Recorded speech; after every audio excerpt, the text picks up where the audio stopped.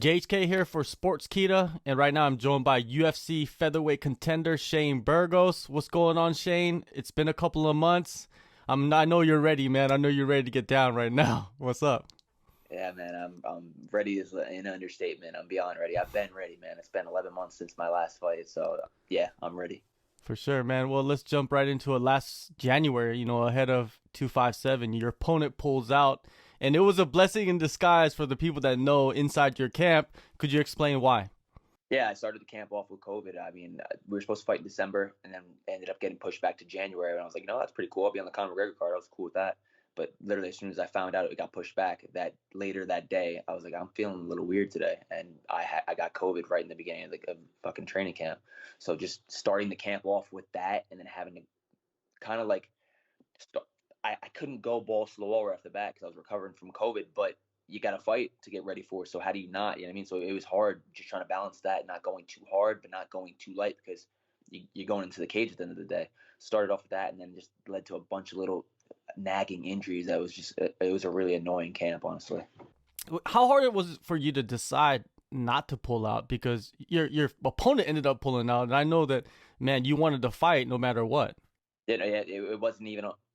My coaches were even like, after like the second or third injury, they were like, "Man, this is what are you thinking?" I was like, "No, I'm not pulling out. It's gonna be fine. Everything's gonna work out."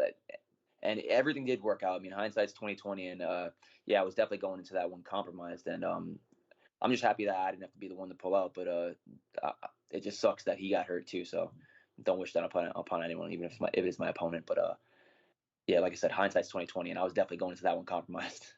Does that affect, like, maybe moving forward in future fights? If you are too compromised, you need to pull out, man, and not take that risk? It honestly, the injuries weren't even as bad as just the COVID. Recovering from that, man, that was just so annoying. It was like it took me I had it for 10 days of actually being sick, and then it took me forever just to feel like myself again. I was like, dude, it was like literally I didn't feel like myself until maybe like 3 or 4 weeks before the fight, and I was like, damn, now I'm starting to feel a little bit better. But then I have these little banged up injuries that are just nagging me, where I couldn't spar 100%, or I couldn't do this and that. Where I was like, fuck, man, I'm just starting to feel good now. I have this shit going on too. So I don't know, in the future going forward. I've never pulled out of a fight before. I don't plan on it. I don't want to do that. If I sign on the dotted line, I say I'm going to be there. I plan on being there and being on weight. Yeah, it makes you, a different animal compared to a lot of individuals in this world, right? Now, when you get back into the swing of things, how was it? Did it take you some time to get used to just training full blast? From training from COVID. Yeah. Yeah, it definitely took me some time. Like, while I had it, I was just chomping at the bit to like get to training. I was stuck in my house the whole time with it, and every day I was like, I feel a little bit better, so I would go downstairs and I go for like a walk on my treadmill, or ride the bike, and then right after that I'd be dead tired, like dead, like on the couch where I'm exhausted. I was like, fucking hey. So I was kind of like setting myself back by not just sitting down and resting. It's hard, but mentally when you have a fight, you got to get the hell up. You want to work out, but just finding that balance where I had to know when to bring it up, and then when to ramp it back down. It was frustrating. For sure. Well, the fight got canceled. You get to, like, recover fully, get Yeah, healthy. How did that go? The recovery of that those nagging injuries. that was good. Everything's all good now. I do everything fine. Obviously, I would say this anyways if I wasn't, right, but I really mean it this time. Knock on wood, nothing happens. And the next week is my last week of training. Yeah. But yeah, man, I feel great.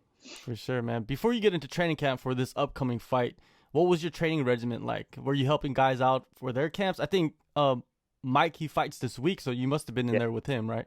Yeah, actually, I had a lot of notice for this fight. I've had almost 3 months notice for this one. It got announced maybe like 3 weeks after I already knew about it. So I've been training for this one for a while, and it feels like double back-to-back camps, because I basically went from the camp with for 257. That one fell out, and then I had maybe like a 3.5 week break, and then got word of this one. So it's been good. My teammate Julio Arce was supposed to fight again in February too. He's supposed to fight a little bit after me. So yeah, I just live in the gym, man. I'm always working, training. How is Julio doing? Because I remember his fight got canceled too. He's great. He's going to Vegas tomorrow with Mike. He's going to be in Mike's corner for the fight. But he's literally just chomping at the bit, waiting for a matchup. He's been ready. He's even offering. He was supposed to go to 35. He's even saying, guys, I'll fight at 45. Just get me a fight, because it's been over a year he's been out, and he's been ready. That kid is a workhorse too, man. Yeah, definitely. All you guys are that whole team, man. You guys are monsters out there. Now you go from Hakeem to Edson Barboza, rising prospect to established name. What does this opportunity mean to you? Yeah, man, it's definitely no disrespect to Hakeem, but this is definitely a bigger one. Everybody knows who Edson Barboza is. I've been watching this dude fight since I was in high school. I mean, if you're not a fan of him, then I don't think you're really a fan of the sport in general, because he's always fun to watch. He's always exciting to watch. He's got a great style.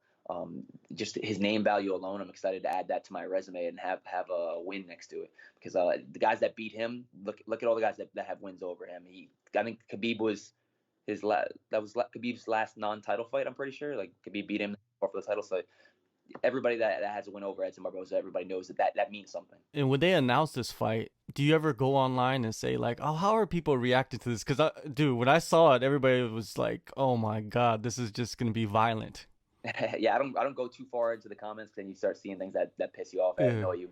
But I read some of my messages and comments, and a lot of people, I haven't heard one bad thing about this fight. I think everyone is excited for this one. This is one of those matchups that you play it 100 times. It's going to be exciting 100 times. For sure, fire matchup, striker versus striker. But what makes your style, man, your striking different from his? He's more kick based and oriented, and I'm more punch based and oriented. So I think that little contrast is going to be fun. And he likes to move around, and I like to come forward. And I think that my style, that pressure style, is gonna be to my advantage. In the past, you've seen him struggle with even like grapplers that turn into strikers. You know what I mean? And do you look at that and kind of dissect that and change up your game plan with that, studying that? Not necessarily. I just think specifically for this fight, I think it's a tailor-made style matchup for me, because of that my pressure forward, and him liking this. He likes to stay on the outside where he has space to throw those kicks, and I don't really give any space to anyone. I kind of just come forward the whole time with my hands, and I don't like to focus too much on my opponent's stuff, because then you get stuck in your head about waiting for him to do this or waiting for him to do that. I'm not going to sit there and wait for him to throw a spinning kick so I can just try to counter it, or wait for him to throw a low kick so I can counter it. I'm aware, but I'm not going to make it I'm not going to make my focal point. My focal point is doing what I'm going to do. My kill shots is what I'm looking for. Has it ever gotten into your head a little bit in the past where you were too focused on the other guy and it kind of made you gun shy Yeah, in a way? exactly. Yes. Actually, that happened back as when I was an amateur, and I was just studying one of the guys. I used to watch a lot of tape, and I let that go, especially being in the UFC. Like, everybody that I'm fighting at this point, I know everyone. I'm a huge fan of the sport, everyone, anyway. So I've seen every fight, and anybody that I'm fighting, I know almost everything about them when it comes to their styles. But as an amateur, I remember studying tape, and this guy had a really good left hook. I was just watching out for the left hook the whole time, watching out for the left hook the whole time. It made me not open up on the feet, and I actually got hit with the left hook, and I was like, all right, that wasn't too bad. Now I got to stop worrying about this shit. It's better to win and learn, though, than to lose and learn. So I ended up winning that fight, but I learned that I can't be concerned about what they're going to do the entire time, waiting for that to happen. You know what I mean? Got to do what I want to do. For sure. And, knocking out the knockout artist, I know you're kill or be killed. That's your attitude. How do you Yeah. see yourself getting back in the winner's circle? Getting my hand raised by any means necessary, man. I just had a daughter a week ago, another baby girl. I can't wait to get in there and feel that energy of the crowd, because we got a 17,000 pack, 17,000 fans going to be in the arena. I'm excited for that, to feel that energy again. But I'm getting my hand raised by any means necessary. But I really do think this is going to be one of my best performances. I think this will be the best one just because of his name value alone. Oh, definitely, man. The name, I guess, will allow you to just wake up and then Yeah, just in your mind, you're just like, oh my yeah. God, everybody's hyped for it. So it makes you hyped. And the last time you were in front of a crowd was 244, and that was in 2019.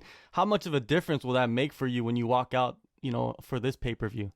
I just keep visualizing. I'm big into visualization, and just I think about what it's going to smell like, what it's going to feel like to make that walk, and hearing the fans going crazy. And I actually have a lot of family and friends coming out to that one, so it's going to be awesome just to have them there to see me get this win. And I'm honestly excited for too. I'm excited for the weigh-in show, which I didn't think I was excited for, but I'm excited to get out there and like just flex on the crowd and feel that energy from them just the day before the fight. That'll be like that little teaser before fight day. I'm really excited for that. And also, I noticed that they slotted you in the main card pay-per-view slot. The last fight was in the pay-per-view slot too, man. It seems like the UFC, they really have a lot of faith in you, confidence in you. What does that mean for you? What kind of boost of confidence do you get having the organization allowing you to be in that slot? Yeah, honestly, I saw the pay-per-view the lineup of it's honestly my favorite spot on the card, because I know exactly when I'm fighting. I'm the first fight on the main card. So no matter what happens before me, I'm fighting at this time exactly. So that, just having that in my head too, I fucking love that. But that's really what I feel about the UFC. I think that they know, and the hardcore fans know. I don't like to toot my own horn or anything, but I think that I'm a fighter, a fan's fighter, and a fighter's fighter. I come every single time with the same mentality. Like you said before, it's kill or be killed, and I'm not ready to die. For sure. A lot of movement, man. Let's talk about the featherweight division. Recently, there's speculation about Zabit retiring after he was removed from the rankings. You know, he's the same age as you. You know, do you think it's real, or do you think it's just him frustrated with not getting the fights that he wants? I have no clue. I heard somebody tweeted or something that he has to get a surgery or something. Yeah, I think he just got surgery. Okay, so I can't really speculate too much because I don't know what the surgery is. It could be serious. It could not be serious. I'm assuming if he's considering retirement, I think it's more related to his surgery and his health more so than him not getting the fights he wants, because I don't see why he wouldn't be able to get another fight. I mean, Korea Zombie was begging for a fight. Now he got Dan Ige, but I think they would have did Zombie versus Zabit. So I think it's probably health related for him. For I sure. hope he's good. Yeah, and if he does walk away, how big of a blow do you think that would be to the division? To the division, I mean, the rest of us don't really give a fuck at like when it comes to the guys that are in front of us or behind us, right? It's kind of like a selfish sport. But if he retires and he's healthy, I'm cool with that. You can, whatever. I would never wish anyone to have to retire because of some health shit. Fighting is nobody really knows how fucking brutal this sport is. It ease you when you're at home with your wife or with your kids or with your family. Like, the fans don't really get to see that part of it. And it's not just all, you see 15 minutes or 25 minutes or maybe even less if it's a finish. That's all you get to see, but you don't know all the blood, sweat, tears, sacrifice that goes into it. And if he decides to retire because he's healthy, he just wants to retire, then wish him the best. Yeah, for sure, man. You never can decide for someone else when they want to retire. You know, you see that online a lot. It's like, oh, you lost once. Oh, you should retire. It's like, come on, you don't know. Yeah. You don't know what's going on. One last thing, man. Volkanovski, Ortega, they were supposed to fight, but now they're filming The Ultimate Fighter. You know, they'll probably likely fight later this year. What do you see in this matchup, and how do you see the fight playing out? It's a fun matchup. If I had to pick, I'm probably gonna have to lean towards the champ just because he was able to dethrone Max. And even though I thought Max won the second fight, it was competitive, and just to be that competitive with Max that's respectable. So you got to give him his props for that. Ortega's dangerous though, man. He's got knockout power and he's got phenomenal submissions. So Alex has to watch his neck. But I think Alex's short stature and his stocky build is going to be harder for Brian to be able to submit. So I'm going to go with Alex by decision. For sure, man. It's going to be great. Now for you, May 15th, UFC 262, Houston, Texas, in front of that crowd. It's going to be great to see you back in action, man. It's been 11 months. I can't even believe it. It flew by, but because I was supposed to fight in December, supposed to fight in January, now I'm here. But everything happens for a reason. I trust in God's plan, and this is where I'm supposed to be. Appreciate you, Shane, man, for the time. Thank you so much. Thank you, brother. Enjoy the violence. May 15th, I'm coming.